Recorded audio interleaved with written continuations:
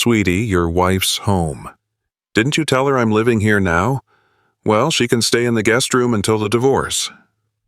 Those words sliced through me with surgical precision, leaving a clean, cold wound in their wake. I stood frozen in the kitchen doorway, gripping my suitcase handle so tightly my knuckles turned white. The scene in front of me made no sense, defied every conceivable expectation I'd nurtured during my 3 weeks away. This wasn't the homecoming I'd fantasized about. This wasn't the warm reunion that had kept me sane through endless shifts at the Detroit manufacturing plant. I stared blankly at the woman standing casually at my stove, the woman wearing my robe, the woman slipping her delicate, manicured feet into my favorite slippers. My brain struggled desperately to piece together what my eyes refused to accept. "Hi, I'm Amber," she said, unfazed, even offering a faint, mocking smile. Her voice was calm, casual, as though she owned the place. My place. "You must be Lisa. Brian has told me so much about you." Brian. My husband. My life partner of 20 years. Suddenly, his name felt foreign and strange in my mind. I swallowed hard, forcing myself to breathe evenly, my throat tight with shock and confusion. "Where is my husband?" I finally managed to rasp out. "And my son, Jason?" Amber raised an eyebrow, glancing at me with mild amusement as she poured coffee from my favorite mug, the one Jason had made me for Mother's Day 3 years ago. "Jason's at school, obviously," she said, her tone condescending. "Brian is still asleep. We had quite the night, if you catch my drift." Each word was another knife twist, each syllable stabbing deeper. My mouth went dry, a hollow ache settling somewhere deep in my chest. "What are you doing in my house?" My voice trembled, betraying the panic and anger swirling beneath my calm facade. Amber leaned back comfortably against the kitchen counter, her gaze level and challenging. "Relax, Lisa. Brian explained everything. You two haven't been a real couple for years now, right? You're practically roommates at this point. He told me it's all very civil." I slowly sank into a chair at the kitchen table, my legs unable to support me. "Civil? Divorce?" My voice sounded distant, detached from my body. "Brian never said a single word about this." "Well, you know how men are." Amber shrugged nonchalantly, sipping her coffee. "Not exactly great communicators. But don't worry, you can stay in the guest room for now. It's comfortable enough." Guest room. As if I were a mere visitor, a transient guest in my own home. My gaze drifted aimlessly around the kitchen, taking in familiar objects that suddenly seemed alien, tainted by this stranger's presence. Just then, footsteps shuffled softly across the hardwood floor. Brian appeared in the kitchen doorway, hair disheveled from sleep, eyes half closed. He wore only pajama pants, his bare chest rising and falling steadily until his eyes met mine. Then his entire body stiffened, guilt etching deep lines across his face. "Lisa, you're back early," he stammered, the panic in his voice unmistakable. "Clearly," I replied, my voice brittle and cold. "Care to explain what's going on?" He hesitated, fumbling with words, looking anywhere but at me. "Lisa, things haven't been good between us for a while. You're always gone, obsessed with your job. Amber and we connected. It just happened." "It just happened?" I echoed incredulously, anger flaring through my confusion. 20 years of marriage, Brian. 20 years of working myself to exhaustion, making sacrifices for our family, for Jason's future, for this home, and this is your response? Brian's jaw tightened, defensiveness edging into his voice. "Providing isn't enough, Lisa. You were never here emotionally. Amber listens to me, understands me. She actually cares." Each word cut deeper, striking at insecurities I didn't know I harbored. My eyes flicked back to Amber, who stood sipping coffee, watching the drama unfold with detached amusement. "How long has this been going on?" I asked, fighting the lump rising in my throat. Brian sighed, shoulder sagging slightly. About a month, maybe a little more. She's been staying here about 2 weeks. 2 weeks. 2 weeks in my home, in my bed, wearing my clothes. 2 weeks of lies by omission. My entire body trembled with barely suppressed rage. "And Jason," I demanded sharply, "does he know about this?" Brian hesitated, the silence heavy between us. "He knows. He's almost 18. He's mature enough to understand." The sound of the front door opening echoed down the hallway, interrupting Brian's weak justification. Jason strode into the kitchen, his backpack casually slung over one shoulder. He halted abruptly, his gaze shifting awkwardly between us. "Hey, Mom," he said quietly, his voice uncertain and hesitant. My heart clenched painfully at his expression. "Jason," I began softly, "you knew about this?" He shrugged uncomfortably, avoiding eye contact. "Dad explained last week. He said you're divorcing. Honestly, it's been easier since Amber moved in. She's cool. Easy to talk to." Those words shattered something deep within me. All the late nights, the exhausting trips, the endless sacrifices suddenly felt like futile gestures.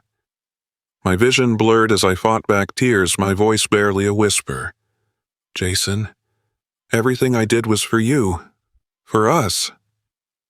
Jason's eyes hardened suddenly, rare anger flickering in his young features.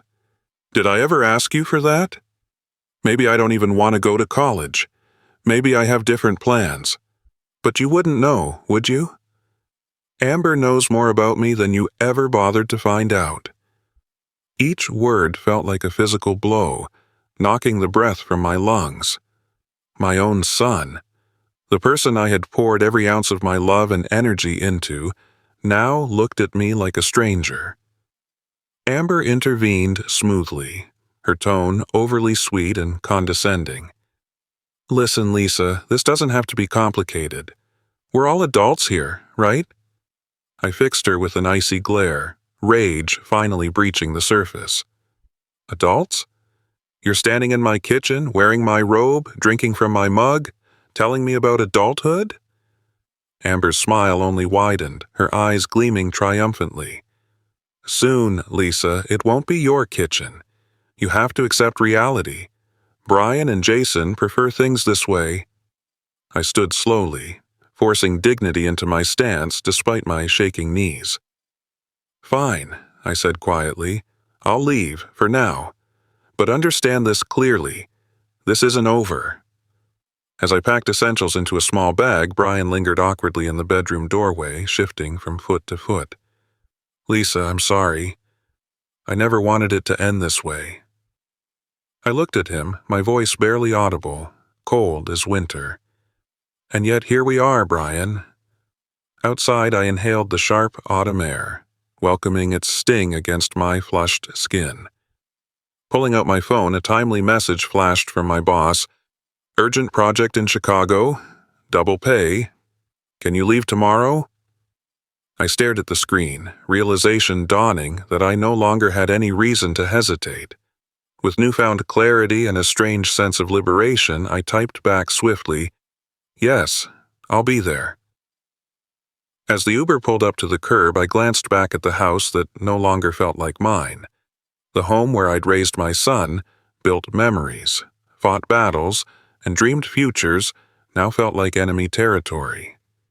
Climbing into the car, I knew one thing for certain. My life had irreversibly changed, and there was no turning back. What happens next will test everything Lisa ever believed about family, love, and herself. Stay tuned, because what she uncovers in Chicago will change everything. I thought leaving my home was the hardest thing I'd ever do, but what awaited me in Chicago was about to rewrite everything I knew about betrayal and strength. As the car pulled away from the curb, I forced myself to stare straight ahead, refusing to look back. It took every ounce of my strength not to break down in the back seat. The driver glanced briefly in the rearview mirror, sensing my emotional turmoil, but thankfully chose silence over small talk. The morning rush hour blurred past my window, a chaotic ballet of brake lights and blaring horns. Madison's familiar streets now felt alien to me, each building a silent witness to the crumbling life I was leaving behind. My phone buzzed repeatedly in my pocket, but I couldn't bring myself to answer. Brian, Jason, whoever it was, didn't deserve my attention right now. Not yet. Instead, I stared down at my trembling hands, noticing how unfamiliar they seemed, like they belonged to someone else, someone weaker, someone betrayed. Tears threatened again, but I fought them back bitterly. I wouldn't cry. Not yet. Not now. Arriving at the downtown hotel my company booked for traveling executives, I checked in mechanically, barely hearing the polite small talk from the front desk clerk. The elevator ride to the 20th floor felt like an eternity, the mirrored walls reflecting a woman I barely recognized. Was that me? Exhausted eyes, dark shadows beneath them, the lines around my mouth deeper than ever. At 44, I suddenly felt decades older, worn thin by the revelation I'd faced just hours before. Once inside my suite, I dropped my suitcase carelessly by the door and sank onto the plush king-sized bed, allowing the day's crushing weight to finally overwhelm me. Alone now, shielded from judgmental eyes, the sobs came freely, violent and unrestrained. 20 years of love, sacrifices, and hard work unraveled in mere moments. The betrayal of my husband was painful enough, but Jason's rejection sliced even deeper, a wound that wouldn't easily heal. Eventually, tears ran dry, leaving behind an emptiness, a hollow ache that spread through every part of me. Exhaustion took hold, and I drifted into a restless sleep, haunted by visions of Brian's guilty eyes and Amber's mocking smile. Hours later, my phone's persistent buzzing jolted me awake. Groggily reaching for it, I saw a string of texts. Brian apologizing weakly, Jason's awkward attempts at reconciliation, and finally, a message from my assistant, Lucy. Meeting at headquarters tomorrow morning at 9 a.m. Project kickoff. I'll see you there.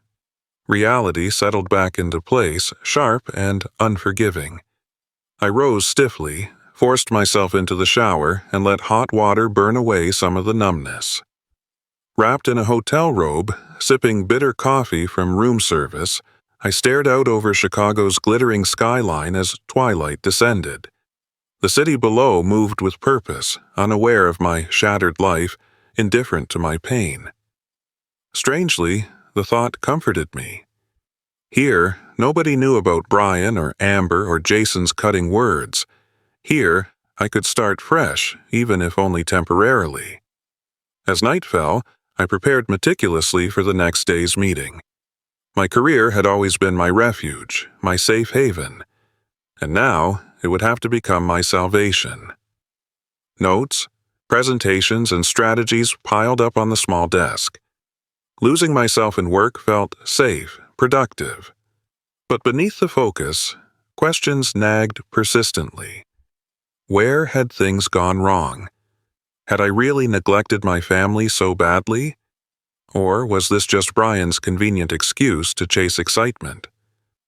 Eventually, exhaustion conquered me again, and I collapsed onto the bed, laptop open beside me, sleep overtaking my restless mind.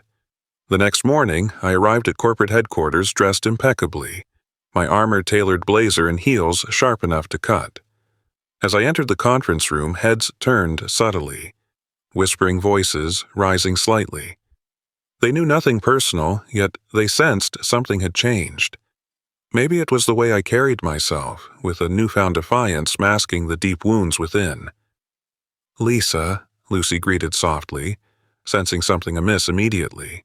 "Is everything okay?" I forced a brittle smile, eyes carefully shielded. Just eager to get started. The meeting began swiftly, an ambitious new manufacturing expansion demanding immediate, decisive leadership. My boss, Rebecca, outlined the project's scope, emphasizing urgency and flawless execution. I dove headfirst into the familiar, comforting territory of logistics, deadlines, and risk assessments. My voice grew steadier, my resolve clearer with each passing minute. Here, at least, I knew exactly who I was and what was expected of me.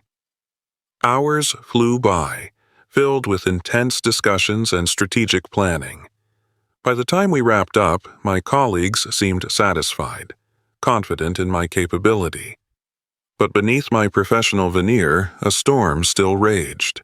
Returning to my hotel room that evening, loneliness greeted me like an unwelcome guest. I sat quietly, staring at my phone, my fingers hovering over Jason's contact. Hesitation held me back, uncertainty gnawing painfully at my heart. Finally, the need to connect, to repair at least one broken piece of my life, overcame my pride. I dialed Jason's number, my breath catching nervously as it rang. He answered hesitantly, guarded but willing to talk. "Hey, Mom," he began softly, an awkward tension heavy in his voice. "Jason," I sighed, relief washing over me just hearing his voice. "I'm sorry things happened the way they did yesterday. I was blindsided, hurt, but I love you more than anything." Silence hung between us momentarily before Jason finally spoke, his voice cautious. "Mom, I never wanted to hurt you, but you've been so distant lately. Amber, she's easy to talk to. She listens." His words stung, a stark reminder of my unintended absence. "I know, Jason, and I'm sorry. I never meant for my work to take me away from you emotionally. It was always for us, for our family." He sighed deeply, the sound heavy with teenage uncertainty. "I get it, Mom, but maybe I just needed more than financial security. Maybe I needed you." His honesty cut deeper than any accusation. "I understand," I whispered, tears welling again. "And I'll do everything I can to fix this, to fix us." We ended the call gently, cautiously optimistic. It wasn't resolved, not by any stretch, but the door wasn't completely closed either, and for now, that was enough.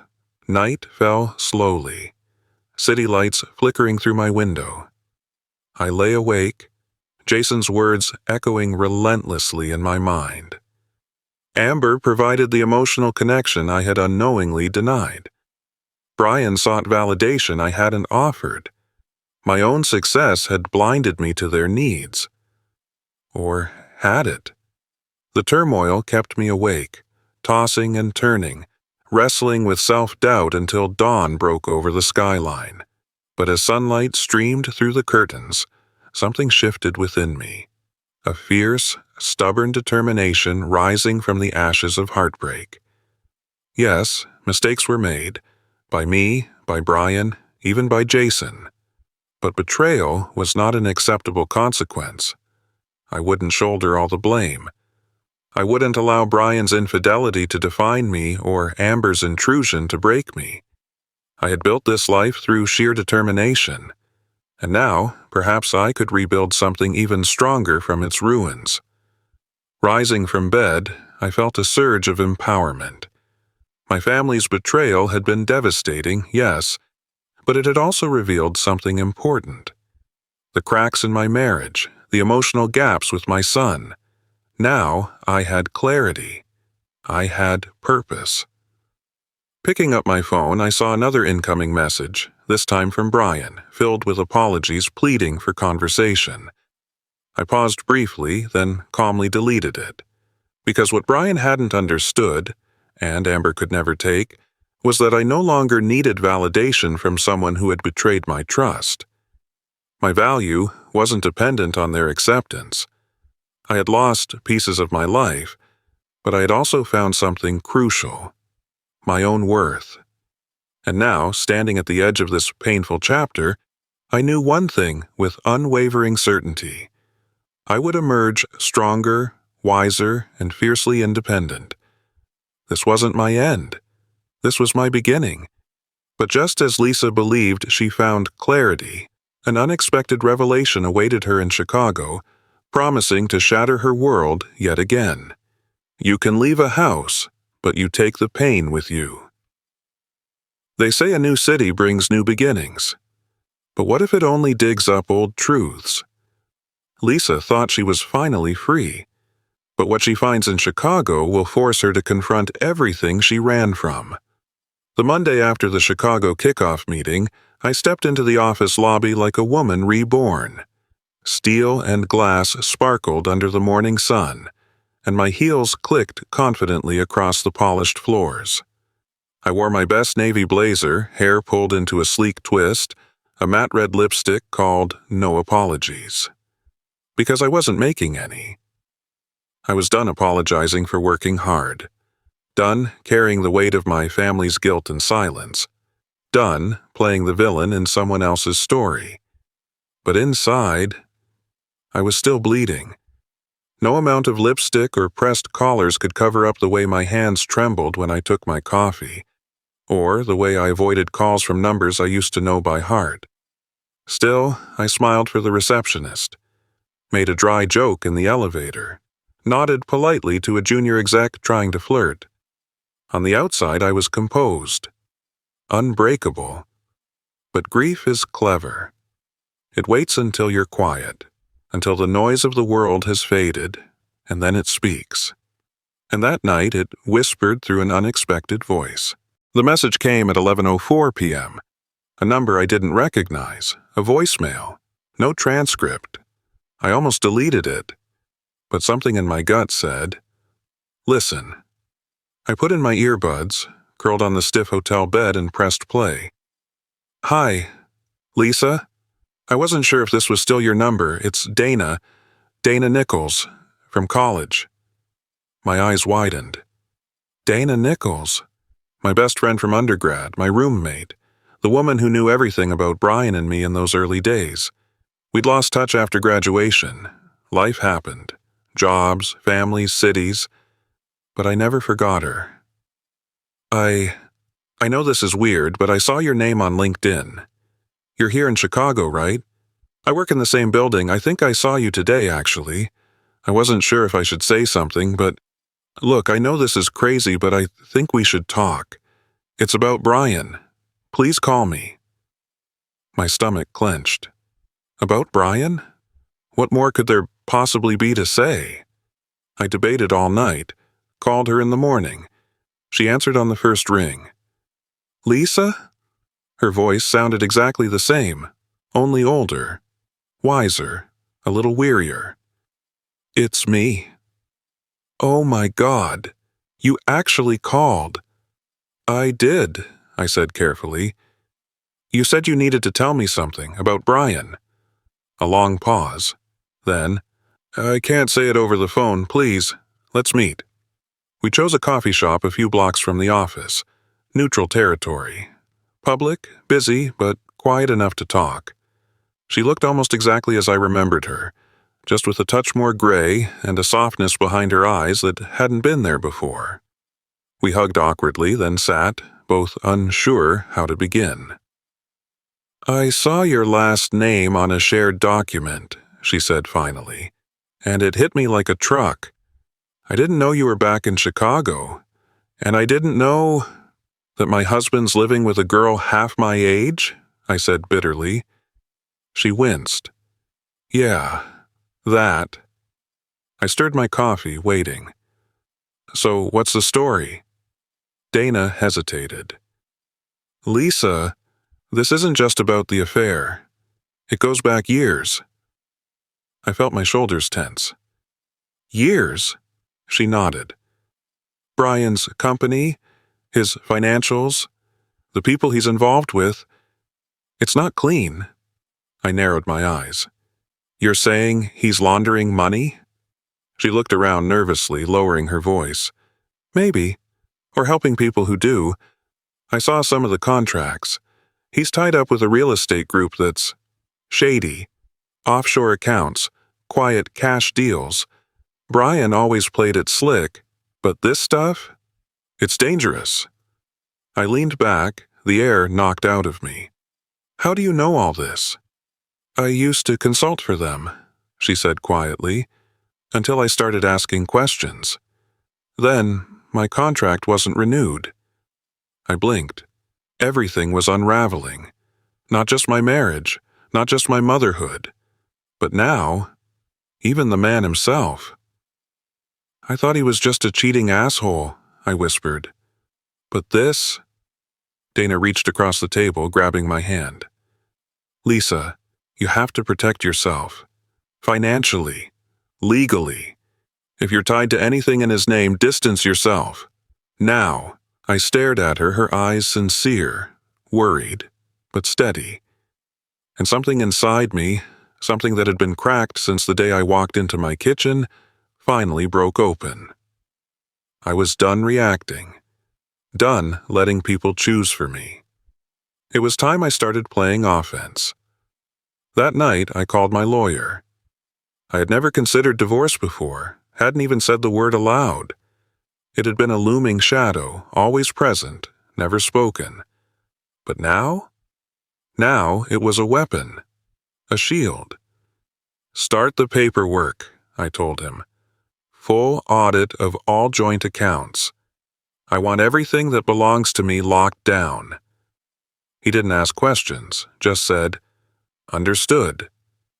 After the call, I sat in silence, the city buzzing softly outside my window. I looked around at the tidy hotel room, the place that had become a strange kind of sanctuary. Then I opened my laptop and started writing. A list. Not of what I had lost, but of what I still had. My career, my dignity, my instincts, my name, my strength, my future. I stared at the last word for a long time. And then I wrote one more. Jason. I didn't know where we stood. He was still caught in the web of Brian and Amber's illusion. But I couldn't give up on him. Not yet. Not ever. But one unexpected letter from home will threaten to destroy her resolve. She walked away. But some betrayals follow you. She was building a new life, one step at a time. But the past knew where to find her. What was inside that envelope wasn't just ink on paper. It was a ticking bomb wrapped in memories. The next few days passed in a strange blur. Meetings, spreadsheets, late-night emails, Uber rides back and forth from my hotel.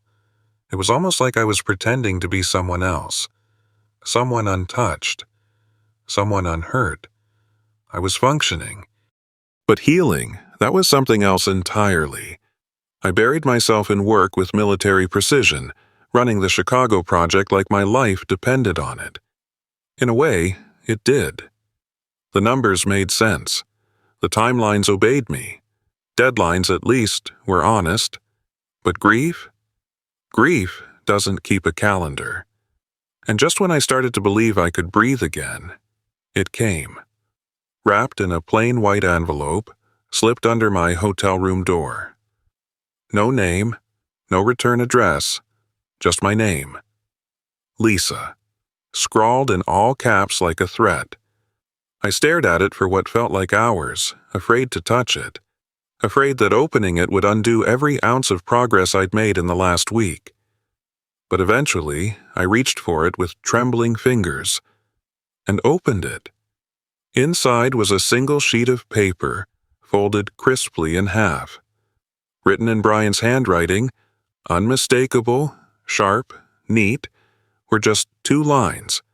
She doesn't know everything. Be careful who you trust. And don't forget, the mortgage is still in your name.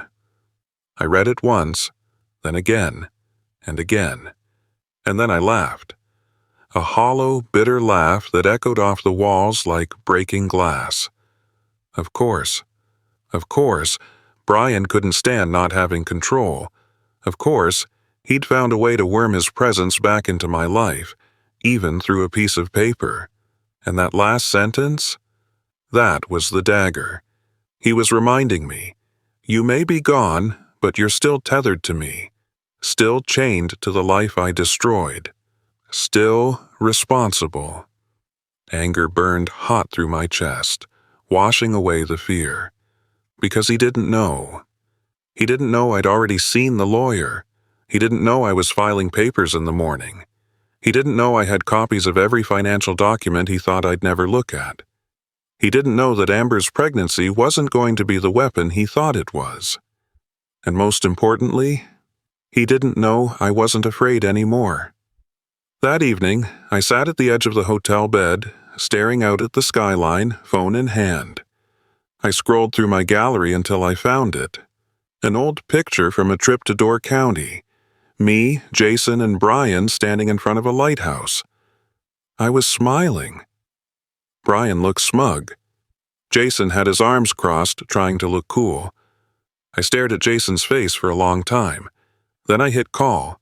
It rang 4 times before he picked up. "Mom?" "Hey, sweetie." A long pause. "Everything okay?" "Yes, I needed to hear your voice." He was quiet again, then said, "You sound tired." "I am." He didn't know what to say. I didn't either. So I asked, gently, "How's school?" "It's fine. Got a paper due. Amber keeps bugging me to let her read it." I stiffened. "Does she always read your schoolwork?" "She tries. Says she wants to help. But it's weird. She tries too hard." There it was. A crack. A tiny fissure in the loyalty he had built toward her. A part of him still remembered who raised him. "Jason," I began carefully, "you know I love you, right? No matter what happens between me and your father." "I know, Mom. And I want you to feel like you can talk to me. About anything." Silence again. Then, "Do you think he ever really loved you?" he asked suddenly. The question hit like a punch. "What?" "Dad," Jason said. "I mean, was it real? All those years?" I swallowed hard. I believed it was. "Yeah," he muttered. "That's what scares me."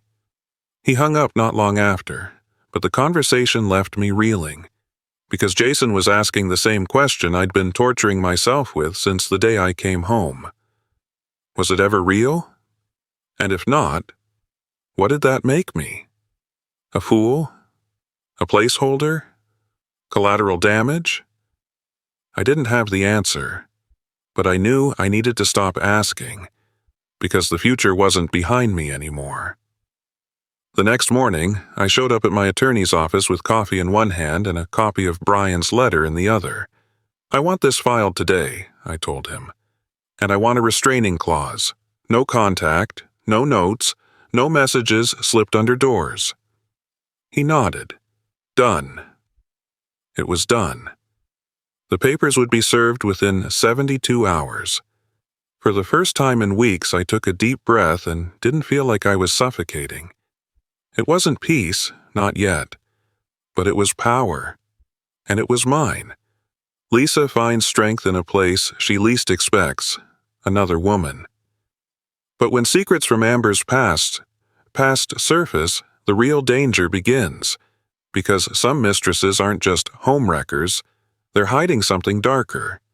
She took my husband, my home, my family, but when I learned who Amber really was, I realized I had underestimated the danger. This wasn't just betrayal, it was something much darker. 2 days after filing for divorce, I started sleeping with my phone off. Not on silent, not on do not disturb. Off. Shut down. Out of reach. Because for the first time in years, I didn't owe anyone an answer. Not Brian, not even Jason.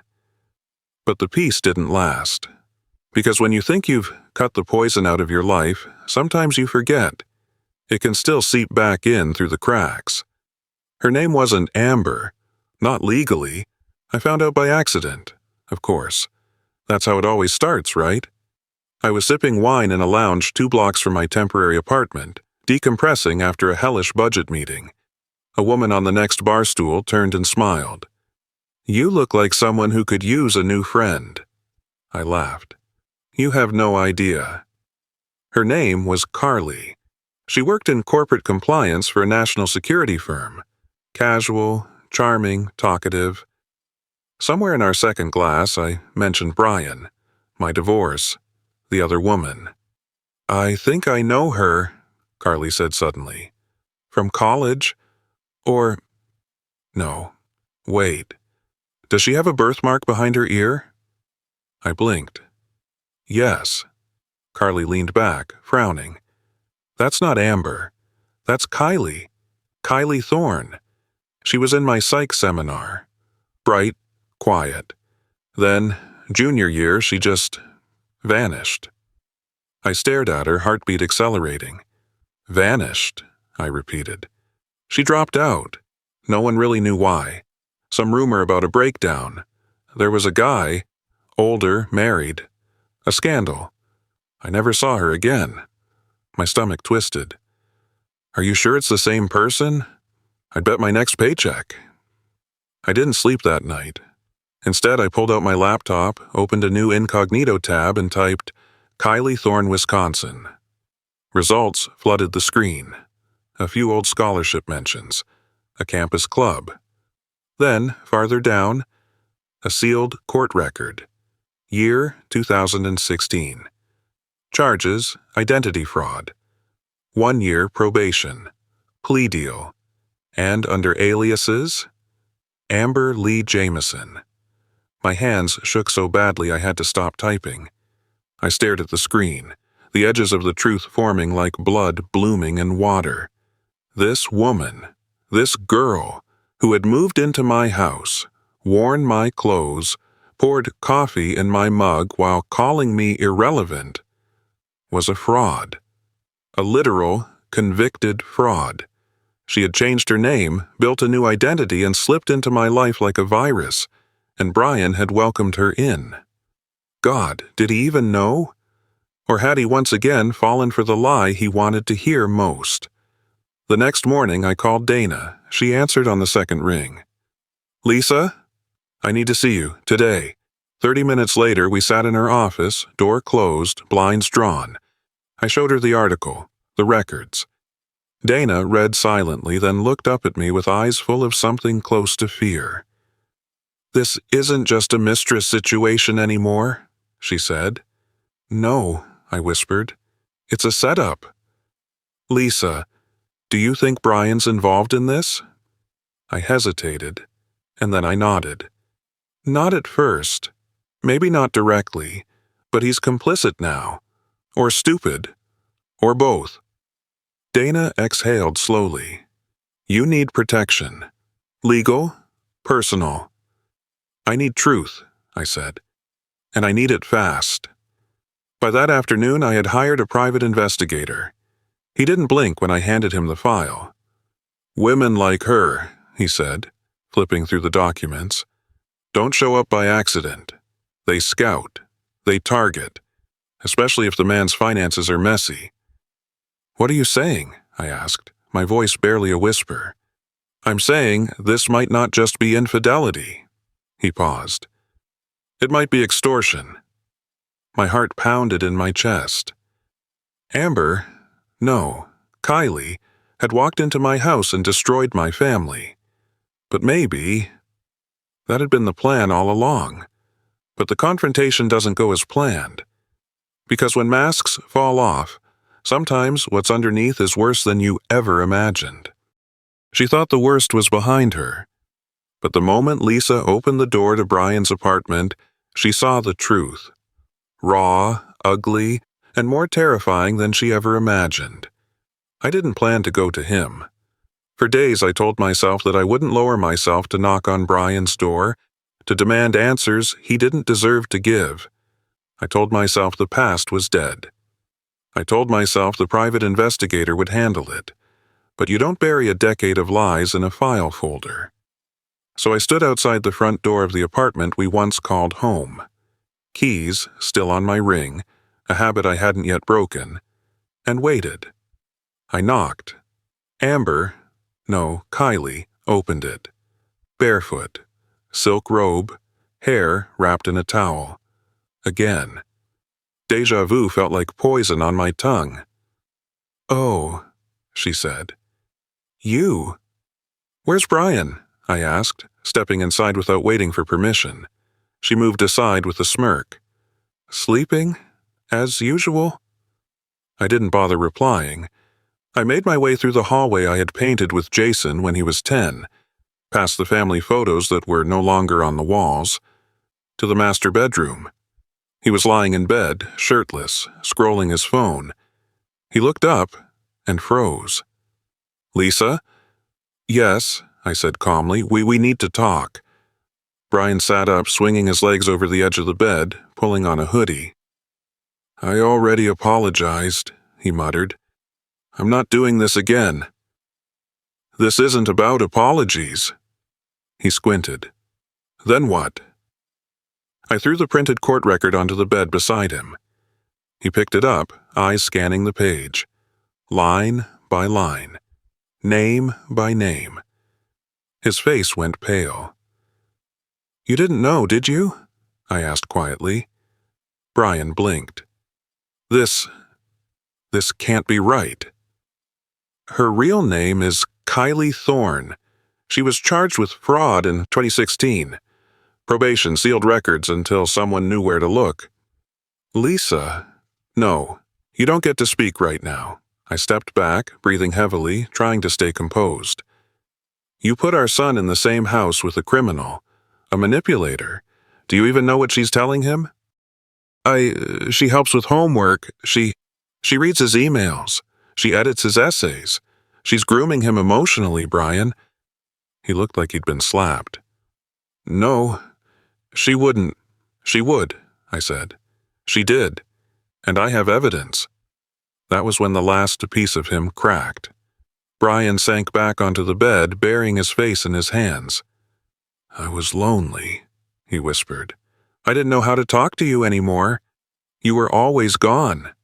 And when you were home, you were angry. I paused, because for the first time he wasn't defensive. He wasn't blaming me. He was broken. I built this life for you, I said softly, and I lost myself in it. He looked up, tears in his eyes. So did I. For a moment, we sat in silence. Two people who had loved each other once, who had shared a child, a bed, dreams, debts, who had chosen each other again and again until they didn't. I expected that moment to hurt more than it did, but instead, I felt peace, because I wasn't there to save him. I was there to say goodbye. I left the apartment without looking back. Outside, the fall air was sharp and clean, the wind pressing against my coat like a firm, motherly push. My phone buzzed in my pocket. Jason. I answered on the second ring. Mom? He asked, cautious. Yeah, baby. Can I come stay with you for a while? I don't want to be there anymore. My breath caught. Yes, I whispered. Yes, you can. He was quiet. I don't trust her. I thought she was fun, but now... She's weird. Controlling. She asked to read my private journal last night. I told her no, and she got mad. My blood went cold. You did the right thing, I said. Pack your things. I'll come get you. And just like that, the fight became something new. It wasn't about divorce anymore. It was about protection. A plan. A choice. A mother's instinct. But when Kylie's true intentions are revealed, the danger becomes very real and very close. Lisa thought the nightmare was almost over, but Kylie wasn't done. And this time, she had Jason in her sights. One mother, one son, one final choice. I didn't hesitate. As soon as Jason hung up, I was in motion, throwing on a sweater, grabbing my car keys, half running through the hotel lobby like a woman possessed. Because I was. There's a moment that changes everything in a mother's heart. Not when you're betrayed, not when you're broken, but when you realize someone is trying to touch your child with dirty hands. And at that moment, you stop being afraid. You become fire. The drive back to Madison blurred past me in flashes of autumn leaves and angry, twisting thoughts. I called my lawyer from the car, speakerphone buzzing through my dashboard. "She's impersonated someone else before," I said. "I want a restraining order filed immediately. I'm bringing my son out of that house tonight."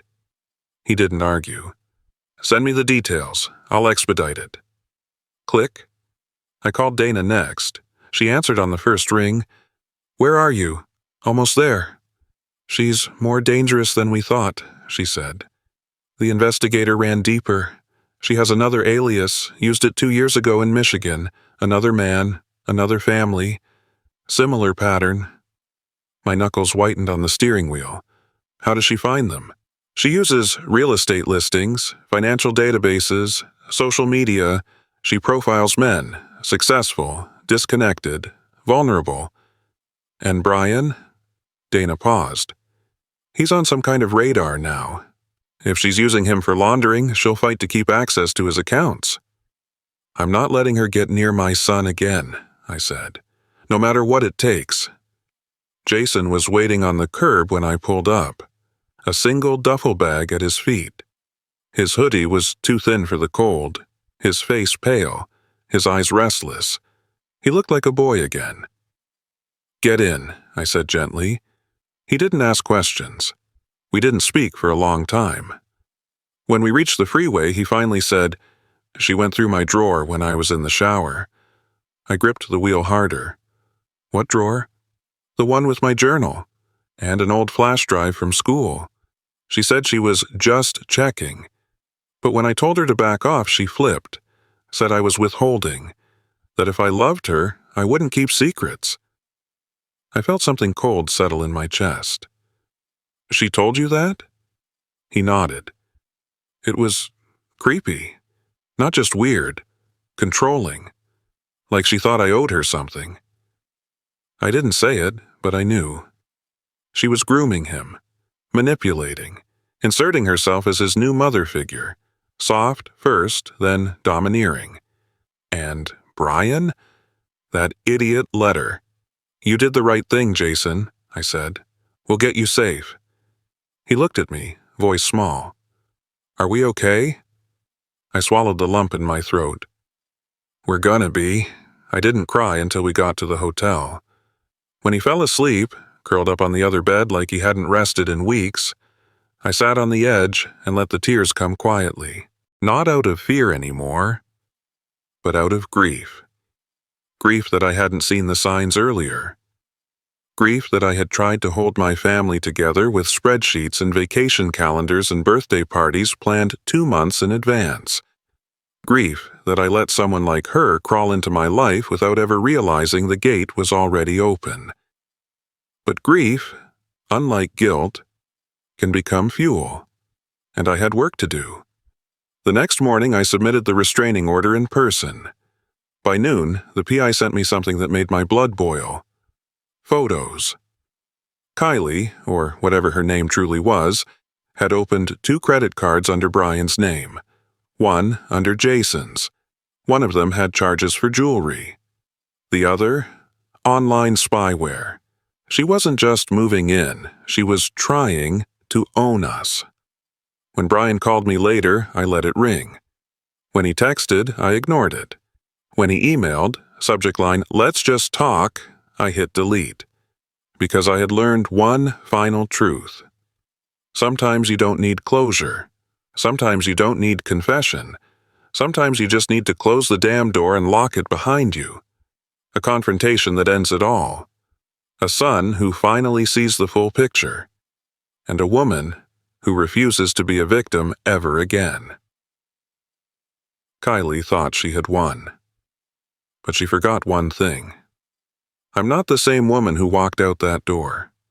And now, I'm coming back for what's mine. I waited for the court date like a hunter waits in the trees. Still, quiet, watching. Every document, every message, every screenshot, all printed, labeled, and clipped in a folder that felt heavier than its pages could explain. Not because of the weight of paper, but because of what it meant. Proof. Truth. Endgame. Kylie didn't show. Not for the restraining order hearing, not for Brian's emergency financial inquiry, Not even for the police visit when my investigator turned over evidence of identity fraud and credit theft. She was gone. Just like she had disappeared from Michigan. Just like she had vanished from that campus 10 years ago. But this time, she didn't get away clean. Jason was the one who found the flash drive she left behind. Tucked behind the TV in the living room. Cheap plastic. Pink glitter casing. He thought it was his at first, until he opened it and saw a folder labeled Insurance. Inside, videos. Notes. A spreadsheet of every man she'd lived with. Dates. Passwords, bank info. Names of children. Like a war log or a conquest diary. She had documented it all, as if she wanted to be remembered for the wreckage she left behind. Jason showed it to me with shaking hands. "I didn't know," he whispered. "I really didn't." "I believe you," I said, and I meant it, because for the first time my son wasn't standing between two worlds. He was beside me. Brian called 2 weeks later. This time I answered. "Lisa," he said, his voice dull and broken. "She emptied the account. She took everything." I didn't respond. He kept going. A man unraveling. "She took my credit cards, my savings, even Jason's birthday money. She cleared the whole house out. She left a note that said, 'You're not the first fool, but you were the easiest.'" Silence. "You tried to warn me," he said finally. "Yes?" Another pause. "She ruined my life." "No, Brian," I said. "You did that." And I hung up. I kept the flash drive, turned it over to the police, of course, but I made a copy. Because some truths need to be preserved, not for revenge, but for memory. Because forgetting is how women like Kylie survive. And I'm not forgetting anything ever again. Months passed. Jason graduated high school and enrolled in a local community college. He moved in with me. Just for a while, he said, but I knew he needed time. Time to feel safe again. Time to rebuild what his father broke.